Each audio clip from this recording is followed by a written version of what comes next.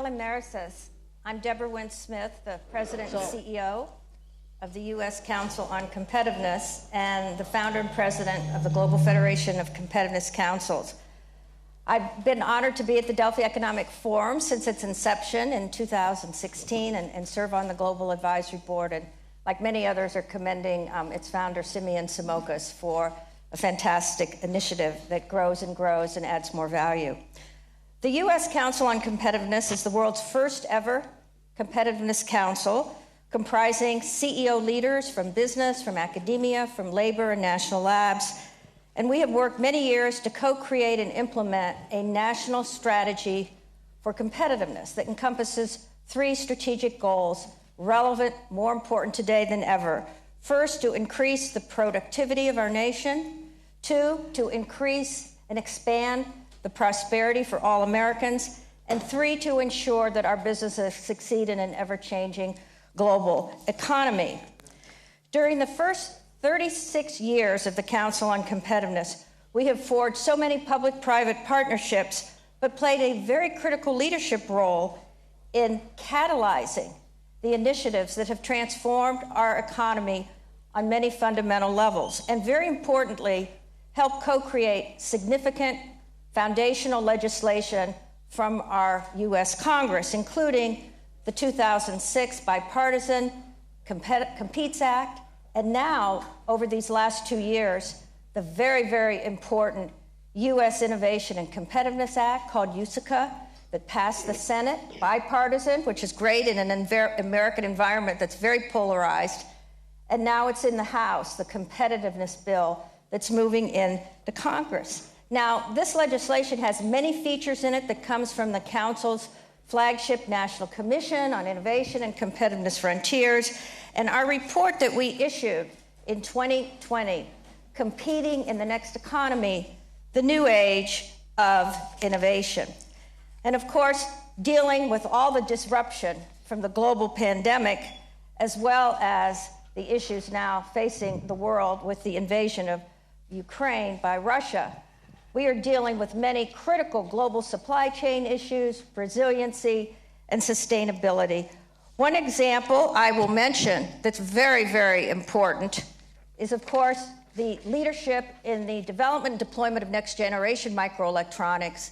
And we were very proud at the U.S. Council, as were many in our country, that in President Biden's recent State of the Union, sitting there was the CEO of Intel, Pat Gelsinger, who has made the announcement of a multi-billion-dollar investment in the R&D, but the actual advanced manufacturing of next-generation semiconductors in Ohio, and soon after announced an even larger investment in the EU anchored in Munich. And we know, of course, that this capability is the foundation for everything in our digital age ahead. We also, of course, have been very excited in this legislation of the investments, again, in the billions of dollars that are going into the transformational technologies, from AI and quantum, genomics, immunology, to hydrogen and batteries, to advanced materials, smart grid, the list goes on. And I mentioned, because it's very relevant to our discussion, that the Council on Competitiveness will be building on our historic role in creating the thought leadership around regional clusters of innovation to work with our federal government and our members to drive out place-based innovation across our nation so that we no longer have this bifurcated world in which our innovation is on the West Coast and the East Coast and a few places in the country, but that it's going to be spread out throughout the heartland of our nation. And that is at the heart of sustainability writ large, as well, of course, as advancing the clean energy revolutions and ensuring we have the workforce that will enable us to succeed. So moving forward, of course, I want to talk about the GFCC and then turn to our very distinguished panel. Some of you who are my friends here know I'm a Phil Helene, but throughout human history, cooperation, partnerships, looking outward, trading in the world have been part of human history, and those nations that thrive and flourish have done this at scale during their time in civilization. And that's why we established the Global Federation of Competitiveness Councils in 2010 to bring together leaders around the world who were focused on how to build competitiveness in their own nations and at the same time, how to collaborate. And since then, we have produced many very, very significant reports, co-created. We share best practices. Every year, we have a Global Innovation Summit. We release best practices and principles for competitiveness. And we're very, very excited that in 2022, the week of November 14th, we will be here in Athens for the 2020 Global Competitiveness Summit. I'm very, very proud as the founder of the GFCC that Greece is a very active member. Our first member was the Delphi Economic Forum. We have also the leadership of Piraeus Bank, Ethics Group. We did a very exciting project called Roots, and very importantly, the new, recently established Competitiveness Council on Greece, whose founder and president, Simos Anastonopoulos, and secretary, Anastasios Savakis, are with us today. Let me make a few comments about what we're going to do in the GFCC Global Innovation Summit in Athens this November. We're going to build on the work that the GFCC launched during the pandemic. I think we were perhaps among the organizations that did more Zoom calls and engagement globally, at least I certainly did every week, a couple times a week, an incredible initiative called Frame the Future. And we developed 5 strategic pillars that, if you integrate them, really create the national agenda for competitiveness. Those are innovation, sustainability, inclusiveness, partnerships, and of course, resiliency writ large. Now, Greece, of course, has come out of its Great Recession. In 2021, you saw growth.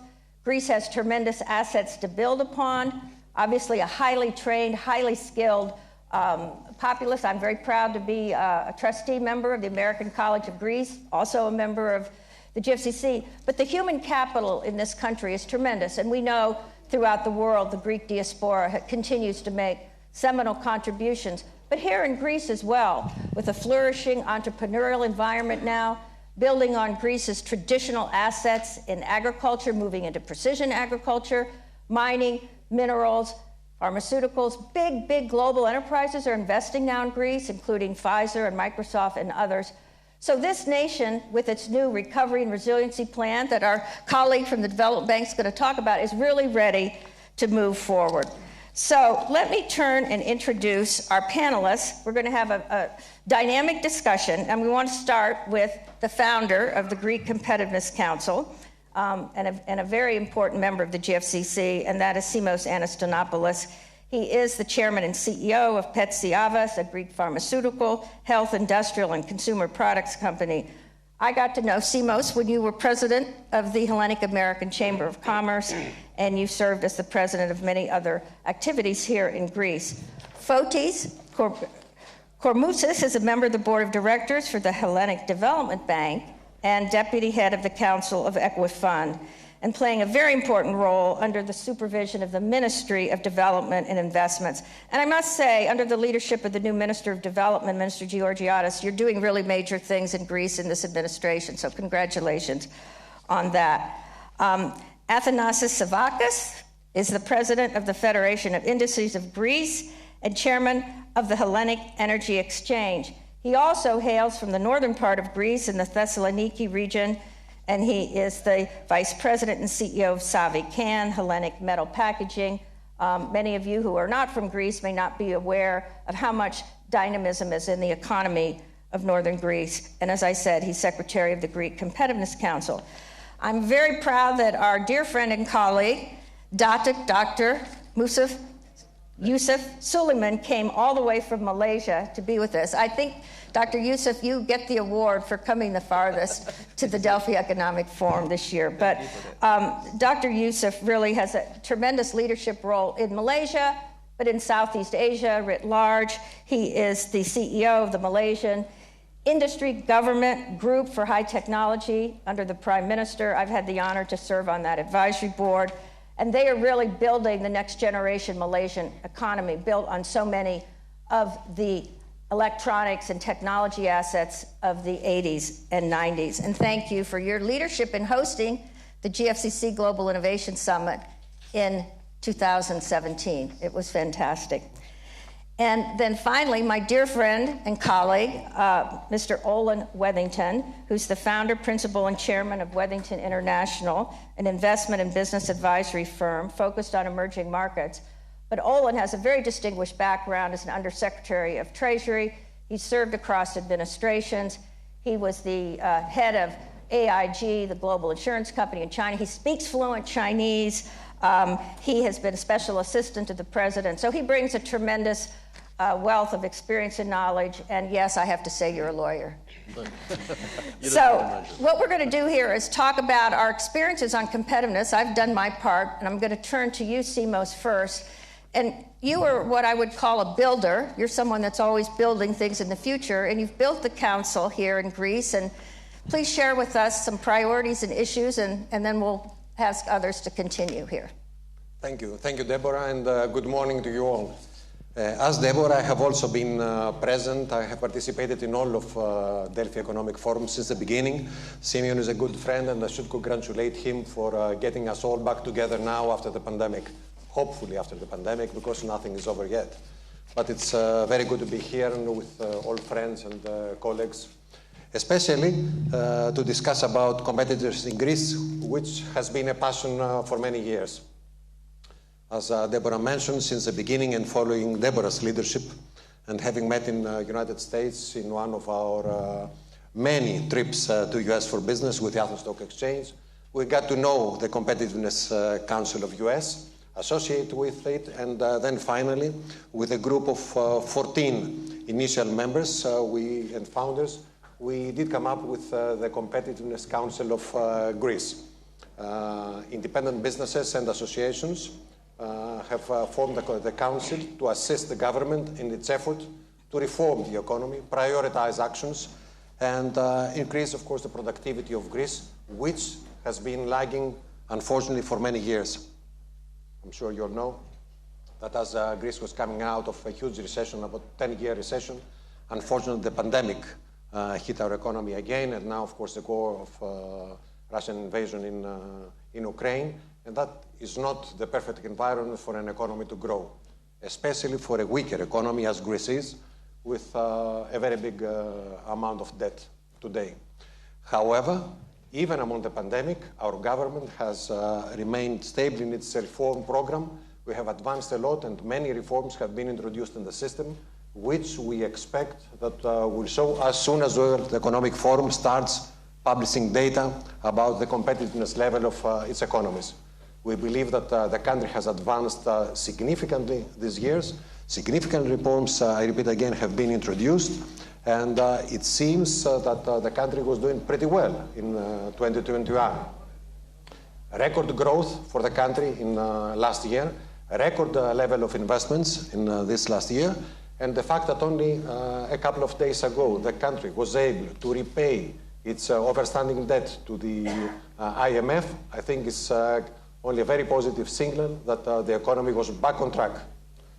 Of course, the sanctions and the war in Ukraine is a burden to all economies, and in ours there. But there is a very important rule that makes us all very optimistic, and this is the RRF, the Recovery and Resilience Facility of the European Union, which will help the country finance the remaining of the reforms that we need to go through and continue on a growth path. It's not going to be easy. Our economy relies heavily on tourism, but I do believe that the work we are also doing in supporting the government, prioritizing the reforms. I will show you later perhaps the Compass, which is the annual publication of the Council, with the assistance of Deloitte and Mr. Kafatos, who is also sitting there and is a member of the Council. We will be able to assist and we will be able to advance, not at the level we were expecting. We are projecting maybe close to 5% growth. It's going to be closer to 3% this year. And of course, we have the inflation to worry about, which is in the level of 5%. Having said that, the greatest thing that we have to contribute this year is the hosting of the Global Innovation Summit, which will take place in partnership with the Delphi Economic Forum. It's going to be a huge event, and of course, GFCC. And we expect all of you to be there, and we expect that be a showcase for Greece to show our advancements, to show where we stand today, and be able to attract a little more investment than we do today. With this, let me stop and continue the second round. Thank you. And Fotis, let me turn to you to talk a little bit about the financing and investment strategy and what you see going forward in terms of, one, building on this economic momentum, but also weathering the storms and the resiliency issues that are now on the immediate horizon as a result of the great disruptions of the pandemic and now the invasion of Ukraine. Okay, thank you very much, and welcome to everyone in an event, again, not from via Zoom or whatever, but face-to-face. It's been a long time, over 2 years that we met. All these crises that Greece has faced and global we have faced, I think have proven that we are resilient. Of course, there are many things to do and become more competitive. But now we have a unique opportunity, as Mr. Thanasopoulos has said. We have huge packages of funding from the European Union. The COVID fund, as it's called, so we understand it, RRF, it's approximately 32 billion, and it's tied to reforms. So unlike other funding opportunities of the past, Greece and all member states of the EU have to become more competitive, upgrade their procedures, etc., etc. And another, I think, coincidence is that as of this year, the new EU structural funds is also commencing, which is another 24 billion euro, again tied to several structure and infrastructure projects. Digital, promoting the environment, which is very important for Greece, for tourism, socially responsible projects, etc., etc. And I left for the end the significant work that the new Hellenic Development Bank is doing. It has been operating in the past 1.5 years. Already last year, in its first year of operation, we managed to provide approximately 8 billion euro funding. It was emergency funding for businesses mostly, in order to make sure that we don't have any defaults due to the pandemic. Of course, now looking forward, we're going to continue with new financial products aiming at ESG, as it was announced 3 days ago from the minister in cooperation with the French government, and other related projects like engineers, infrastructure, etc., etc. Thank you. Before I turn to Mr. Savakis, I want to ask you both, Simos and Fotis, how do you see the integration of the priorities of the Greek Competitiveness Council that are very future-oriented and building capacity, and these tremendous resources coming through the Development Fund, and to ensure that, yes, dealing immediate things, but ensuring that the long-term innovation capacity of this nation gets accelerated? I don't know who wants to go first. Maybe you, Simos. Thank you, Deborah. Thank you for the question. We have been in cooperation, of course, with Mrs. Kourmousis and other branches of the government over the years. There are certain important projects that the Council has proposed and I see going through. For example, regional competitiveness is a very big issue. During these last years, the European Union having realized that the advancement of the competitiveness level of senior countries, especially the ones that were lagging in competitiveness, did not have the results that were expected, has turned its attention to regional competitiveness. And indeed, it makes more sense there at the level, at the region, that the businesses start to cooperate. They form clusters, and they cooperate with the government, the state. Private-state cooperation is more evident and more on a primary level.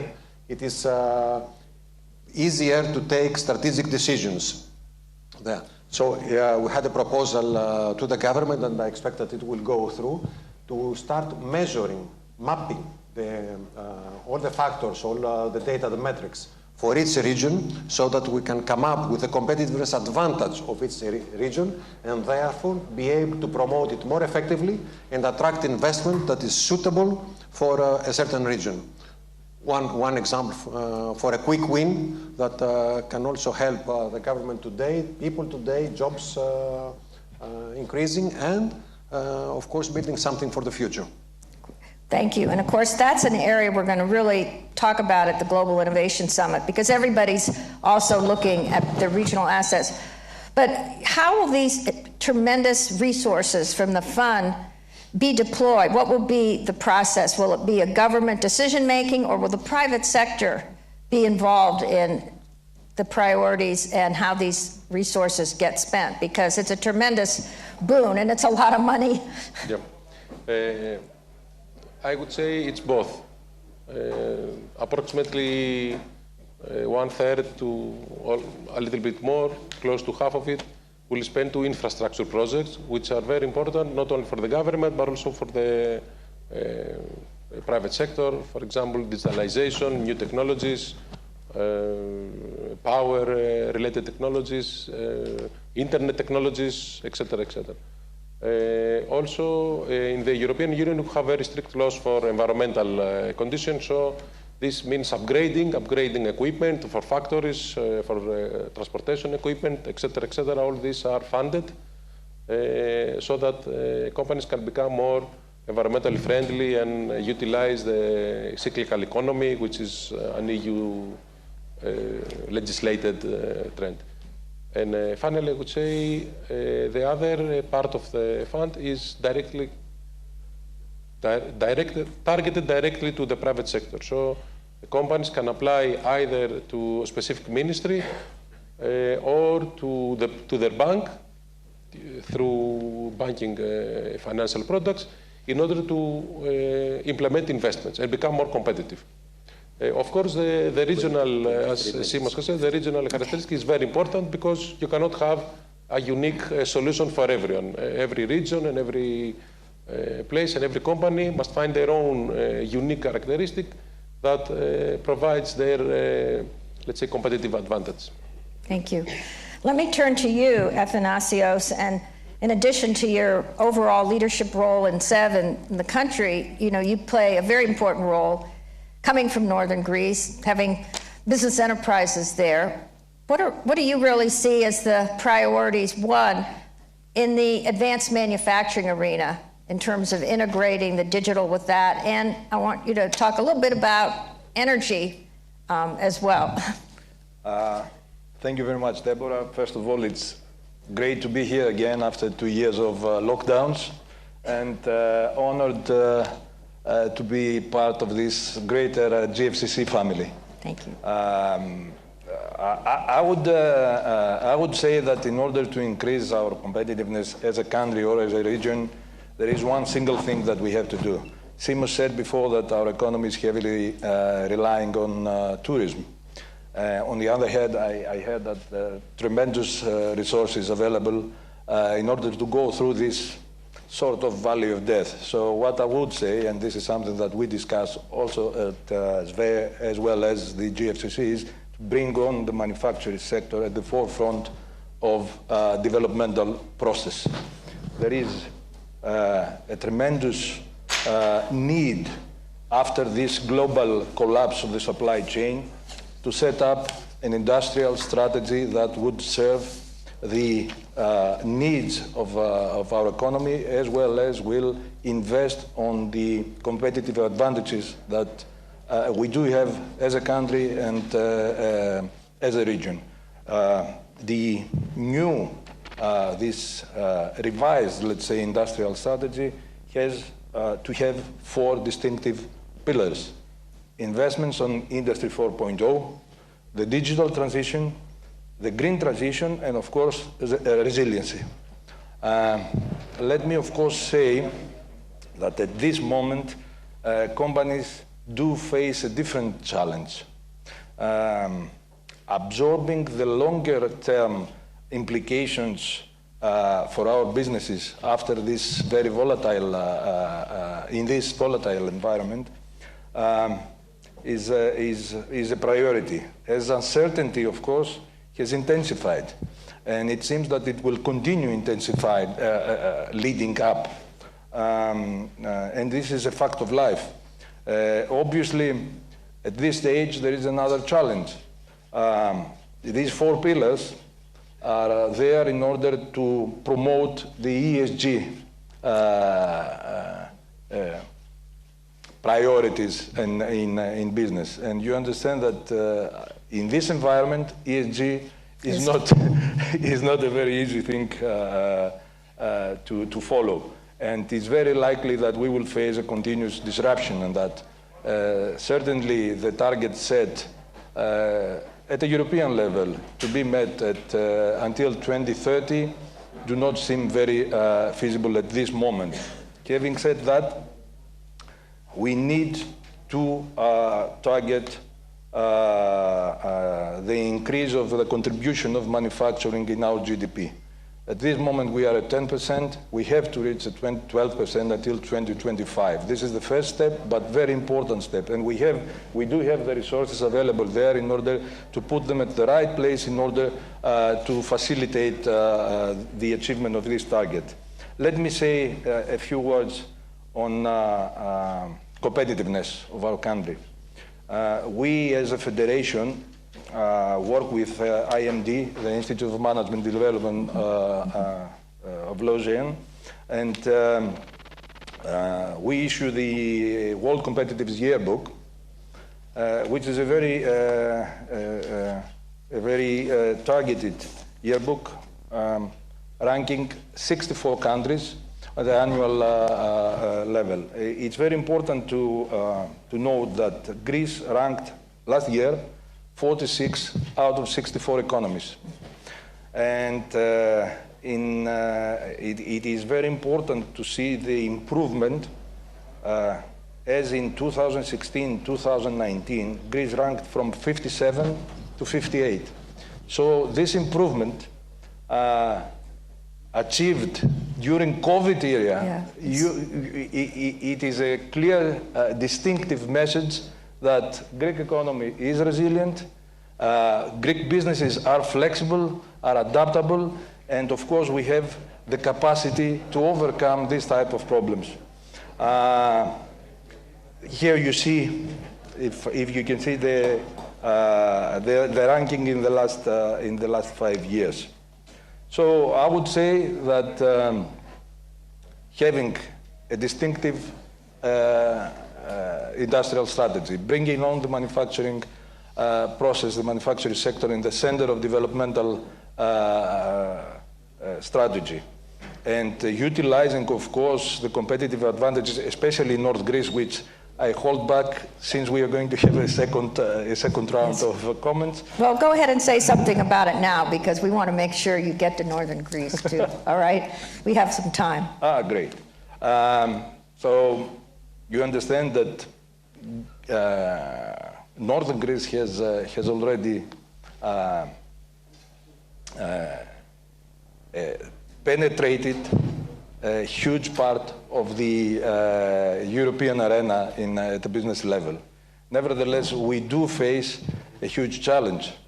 The collapse of the ex-Soviet bloc was a great opportunity for Greek businesses, in particular in northern Greece, to expand their let's say, their markets. Most of the businesses that saw that opportunity not only expanded in commercial terms, but they established also businesses there, and they created a local ecosystem. This is a new challenge for us now. It seems that the market is not as it was, so we do need to find new gates for our added value products. So we are talking the agri-food sector, we're talking about minerals, we're talking about high quality building materials, and we are talking about established businesses that know the market, they know how this game, this international game is played. Therefore, the new strategy, the new competitive strategy has to include also this type of targets that will substitute at a short term, in the short term, these lost markets, if I can use this expression. So in that aspect, we get organized, we start making our putting our blueprints on the table again. As I said, Greek businessmen are international, are resilient, are adaptable, And I see that in the very short term, we will find a way to compensate for this loss. Great, thank you. We're going to now go outside of Greece and go to Southeast Asia, to Malaysia. And Yusuf, I know you're playing such a leadership role in the 4.0 strategy for Malaysia, but also Malaysia is one of the Tiger success stories, and you're now getting ready to launch into the next era.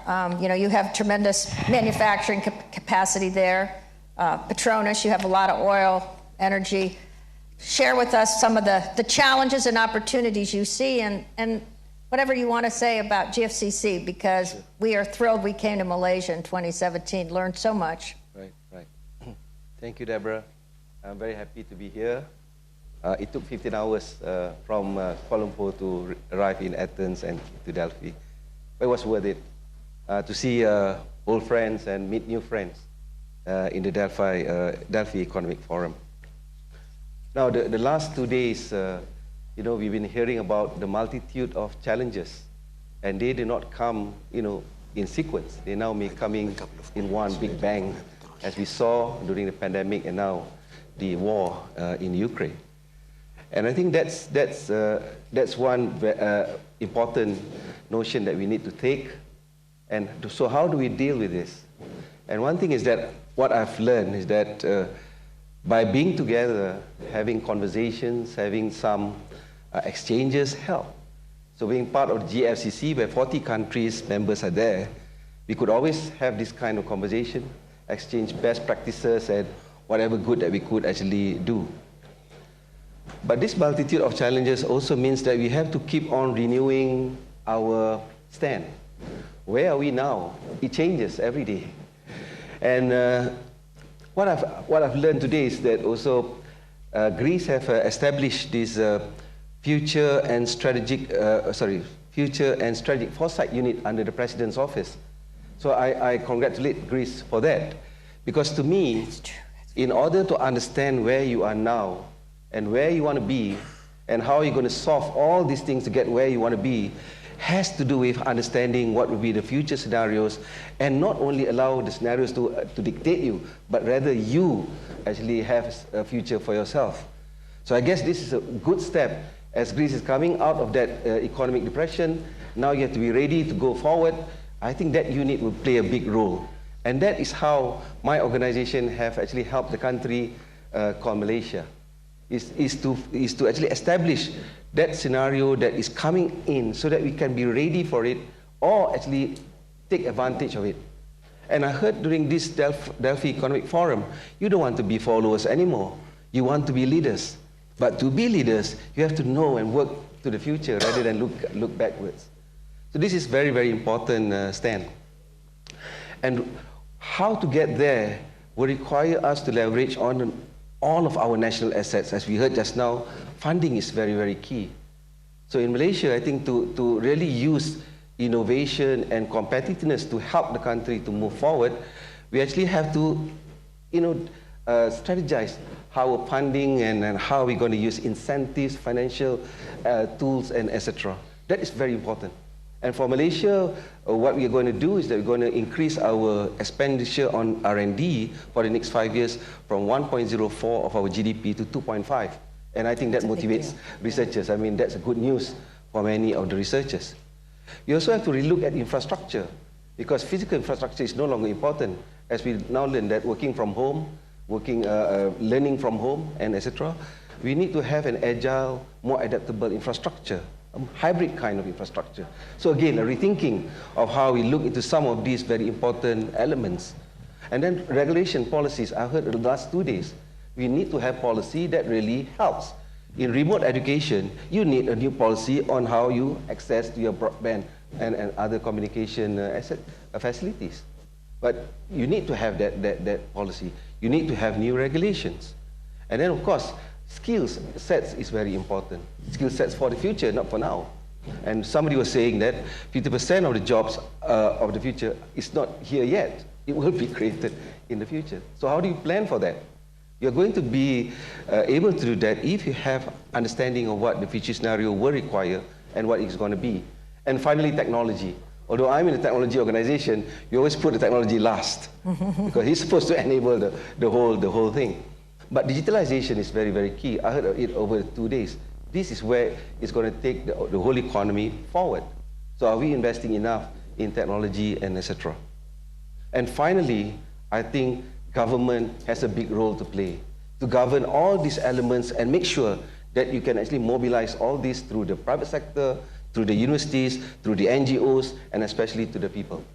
And once the people can feel that you are going to that direction where it will improve their quality of life, that will improve their future, they will back you up. And that is where I think that ideal utopia is going to be created. So I guess, Deborah, I think we are all working towards that target, that position in the future. I think it's best done together rather than be done in isolation. Thank you, and thank you for your leadership at MITE. You also, I think everybody on this panel are builders, but you in particular have done an incredible job, and congratulations. Olin, if you were Undersecretary of Treasury right now in the United States, I know the questions might be different, but having said that, you are an investor around the world, you're building partnerships. Tell us, from the competitiveness viewpoint, who's going to attract and retain and grow the high-value investment that will create this new world we're talking about through competitiveness? Well, I think I'll pick up on the last comment, that togetherness is preferable to isolation, and that's certainly the case. And it remains the case today, despite pressures toward fragmentation. We remain a highly interdependent world. We remain dependent on partnership and collaboration. It is, in the thematic context of this economic forum, a new reality that increasing fragmentation and separation between advanced, democratic, market-oriented economies and authoritarian, state-directed economies is increasing, both in terms of government policy and I think also in terms of business strategy. This is not a new trend. I don't say again it's the dominant trend, and I'm not prepared to declare that globalization is dead. It certainly is not. It is interdependence remains very, very strong. But this has been going on for, in my judgment, a decade. I'd make two, I guess, specific comments, just to close out the opening comments. One by way of context, and one by way of future action. And context, long term, although we are immediately focused on the dependencies, by we I mean Europe and the United States, on the dependencies that stem from reliance on energy from certain obvious sources. Long term, the most acute manifestation of competition that is fragmenting is with respect to critical advanced technologies that have both civilian and national security implications, the convergence of those two. And that focus, we must be clear about this, I believe, is China. And in the words of President Xi Jinping himself, he said the battle is for the commanding heights of technology. And I think that short statement by the Chinese president captures the reality. And we've seen now a decade plus of very intense investment, new levels of R&D within the Chinese system, supporting critical advanced technologies. The implication of this for me, and this is the future action that I would, in a sentence or two, put in front of you, is that the same kind of unity that advanced democratic countries, Europe, the United States, other like-minded countries throughout the world, have shown in the context of the Russian invasion of Ukraine. We need together, in an economic context, heighten our sense of collaboration and partnership among the advanced democratic countries of the world and those that rely primarily on market mechanisms for their prosperity. We need a common set of rules, better use of institutions, common standards, and choices, I think, will need to be made based on fundamental values, based on common interest. And in this competition, I would suggest that neutrality is no longer a choice. Let me say just in closing, as an American who is observing events here in Greece, that I am so pleased, as I'm sure we all are, by the heightened sense of cooperation, the very positive atmosphere that exists between the United States and Greece. And especially, I would add, the collaboration regionally in the energy sphere. This is so important at this particular time, and I'd just like to pay tribute to that new reality as well. Very positive reality. Thank you, Olin, and I know we have this very fast time limit, so I'm going to maybe get in trouble for a final closing comment, but I'm going to turn to you, Simos, and then you, Athanasios, and just down the line on your kind of final closing comment. We needed another half hour at least, but Simos, floor is yours. Thank you. I will be very fast. I would like to emphasize what Mr. Savakis said about the importance of manufacturing and tie this to the pillars that you suggested and what we can do at the Global Innovation Summit. The Greece is adopting a new growth model, which relies heavily on innovation and extroversion. To do that, we need to make sure that we can do both, produce innovation and manufacture products. So manufacturing is crucial there, and we need to increase our capacity. And innovation, we also need to make sure that we can produce innovative products. Greece is very good at research, but not good at innovation to produce products. And there, by bringing, with your help, best cases from around the world at the Global Innovation Summit, I believe we can effectively promote our path towards this, adopting the new model. Great, thank you. Do I have 30 seconds? Yes. Closing comment. I'd like to second your endorsement of the Global Summit this November and highlight its the motto of the GFCC, which is accelerating competition through collaboration. Thank you. And this summit, I think, is going to attract, you've got what, how many countries that participate? Over 3 dozen. And it's a tremendous networking opportunity, I think, and an opportunity to share best practices as to competitiveness. So I encourage everyone to be there. Thank you all. Yeah. So two things. Certainly we are under pressure. We are in a volatile, polarized, and uncertain environment. Therefore, the partnership with nations and entities at a business level that share the same core values is of utmost importance. That's it, in my opinion, the first priority.